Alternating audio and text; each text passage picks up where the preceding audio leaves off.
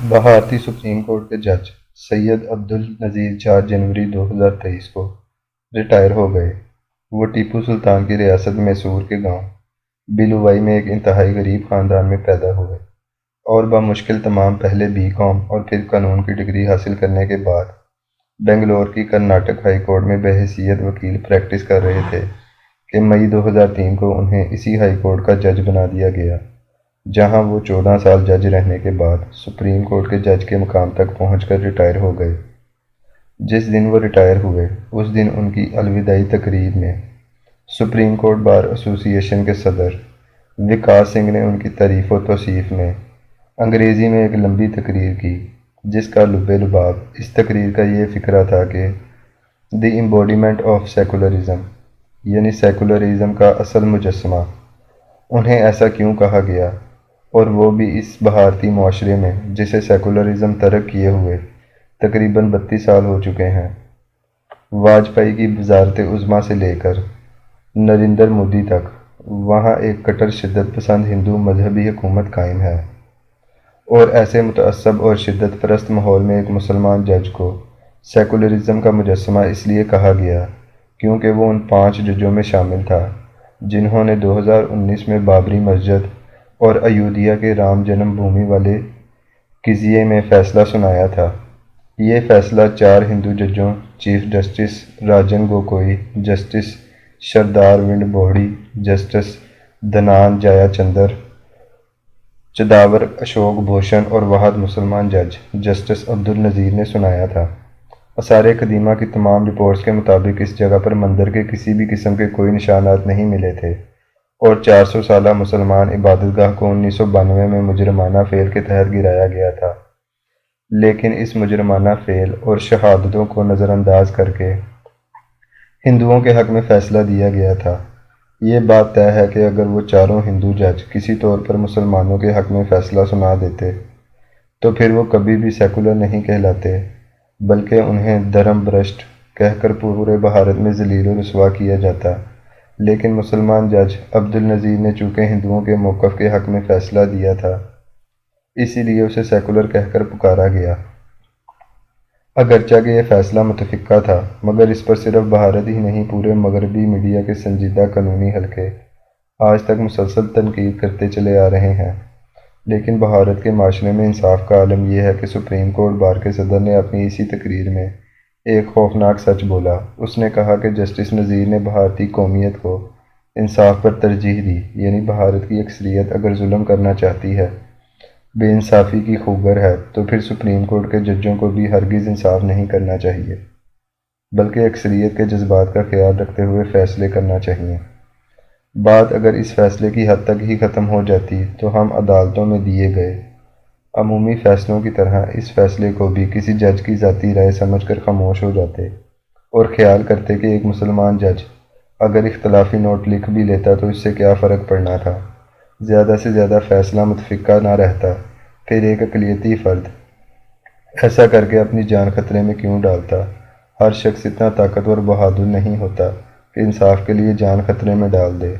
لیکن اصل معاملہ تو ریٹائرمنٹ کے بعد کھلا، جب نریندر مودی نے جسٹس عبدالنذیر کو ریٹائرمنٹ کے فوراً بعد آندھرا پردیش کا گورنر لگا دیا، اور 23 فروری کو بھارت دھرتی کے اس سپوت نے حلف بھی اٹھا لیا۔ سیکولرزم کا یہ مجسمہ گورنرشپ کی رشوت کے سامنے ڈھیر ہو گیا۔ عدالتوں کے سابقہ جج کیوں نوازے جاتے ہیں؟ ریٹائرمنٹ کے بعد تو ان کے ہاتھ میں وہ میزان عدل بھی نہیں رہتی کہ وہ آئندہ کسی شخص کے کام آ سکے۔ ایسا کیوں ہوتا ہے کہ جرنیل ہوں یا اقتدار پر متمکن سیاستدان، دونوں کی نگاہ انتخاب انہی ججوں پر ہی پڑتی رہی ہے؟ اس کی وجہ یہ ہے کہ انہیں ریٹائرمنٹ کے بعد اعلیٰ عہدے دینا دراصل وہ انعامات ہیں جو ان کے کسی گزشتہ کارہائے نمایاں کے طور پر دیے جاتے ہیں۔ یہ کارہائے نمایاں وہ کرسی عدالت پر متمکن ہونے کے دوران سر انجام دے چکے ہوتے ہیں۔ ریٹائرمنٹ کے بعد اعلیٰ عہدے دینے سے باقی ججوں کے لیے بھی ترغیب پیدا ہوتی ہے کہ اگر تم بھی اپنی نوکری کے دوران اچھی کارکردگی دکھاؤ گے تو پھر دیکھو، ریٹائرمنٹ کے بعد تمہارا مستقبل بھی بہت روشن ہوگا۔ یہ روایت بھارت میں تو تھوڑی بہت ہے، لیکن ہم اس میں درجہ کمال رکھتے ہیں۔ پاکستان میں ججوں کو بعد از نوکری نوازنے کی یہ روایت بہت مضبوط جڑوں پر طویل مدت سے استوار ہے۔ جسٹس رفیق تارڑ کو صدر پاکستان، جسٹس نسیم حسن شاہ کو chairman Pakistan cricket board, justice Saeeduzzaman Siddiqui کو عالم مرگ میں گورنر سندھ اور جسٹس جاوید اقبال کو چیئرمین نیب لگانے جیسے بے شمار نوازشات اور لطف و کرم شریف خاندان کا ترہ امتیاز ہے۔ پاکستان کی گزشتہ 75 سالہ تاریخ سابقہ ججوں کو اعلیٰ انتظامی عہدے بخشنے سے بھری پڑی ہے، لیکن چونکہ پاکستان کے اس 75 سالہ زوال میں شریف خاندان کا مجموعی حصہ تقریباً 1/3 بنتا ہے، اس لیے اس جرم میں ان کا حصہ بھی سب سے زیادہ ہے۔ دیگر سیاستدانوں اور جرنیلوں کی نسبت یہ خاندان اول مقام پر فائز ہیں۔ انہوں نے اپنے مختلف ادوار میں پاکستان کے دیگر لاتعداد طبقات کو بھی نوازنے میں کمال دکھایا ہے۔ یہ طبقات وہ تھے جن کے ہاتھ میں اس ملک کے فیصلے تھے یا وہ فیصلوں پر اثر انداز ہو سکتے ہوں۔ اس بہتی گنگا میں وہ بھی خوب نہائے جو رائے عامہ تخلیق کرتے تھے اور حرمت قلم کے پاسبان کہلاتے تھے۔ فیصلے صرف عدلیہ نہیں کرتی بلکہ فیصلوں کا آغاز تو تھانے میں ایس ایچ او اور پٹوار خانے میں پٹواری سے ہو جاتا ہے۔ پاکستان میں کاروباری گھرانوں کے افراد کی عمومی تربیت ایسی ہوتی ہے کہ انہوں نے ان فیصلہ ساز لوگوں کو کیسے شیشے میں اتارنا ہے۔ انہی فیصلہ ساز لوگوں کی سرپرستی میں ہی وہ اپنی مل، کارخانے، دکان یا کاروبار میں من مانی کر سکتے ہیں، اپنے ورکروں پر ظلم کر سکتے ہیں، مال میں 2 نمبری کر سکتے ہیں، بجلی چوری سے لے کر ایکسائز ڈیوٹی اور ٹیکس چوری کر سکتے ہیں۔ یہ سب کچھ اس وقت تک ممکن ہی نہیں ہو سکتا جب تک ایسے تمام افسران کی مالی خدمت، جسمانی آسودگی اور ذہنی لذت کا حسب ذوق خاطر خواہ خیال نہ رکھا جائے۔ اسی لیے کاروباری دنیا سے میدان سیاست میں کودنے والا شخص، ایک ہو یا پورا خاندان، وہ ان تمام مہارتوں میں طاق ہوتا ہے۔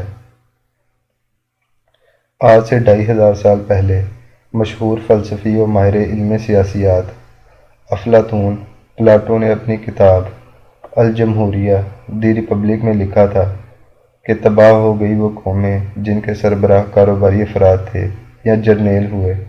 حیرت ہے کہ پاکستان کی تباہی کے لیے ہمیں وہ ہر سامان میسر ہوا، ہم پر کاروباری حضرات بھی مسلط رہے اور جرنیل بھی۔